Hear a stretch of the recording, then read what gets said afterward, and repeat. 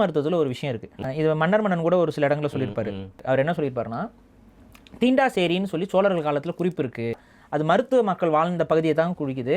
மருத்துவ மக்களில் அந்த காலத்தில் தமிழர்களிடம் தீண்டுபவர் தீண்டாதபவர் அப்படின்னு ஒரு பிரிவு இருந்தது. அதாவது என்னன்னா, இன்னைக்கு கொரோனா மருத்துவர் எப்படி பார்க்குறாங்க, அவர் டச் பண்ணி மருத்துவம் பார்ப்பாரு. அப்போ இந்த பரவக்கூடிய நோய்களை மருத்துவம் செய்யறதுக்குன்னு ஒரு தனி கம்யூனிட்டி இருந்திருக்காங்க.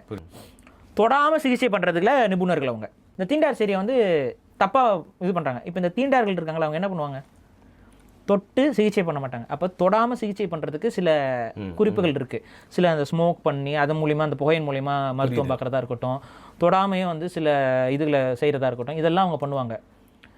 இந்த சிகிச்சையை வந்து பிற்காலத்தில் தவறாக சில பேர் சூனியம்னு நினச்சிக்கிறாங்க. புரியுதா? இதுவும் தப்பு. இது வந்து ஒரு சிகிச்சை முறை. தொட்டு சிகிச்சை பண்ணுறதும் இருக்குது, தொடாமல் சிகிச்சை பண்ணுறதும் இருக்குது.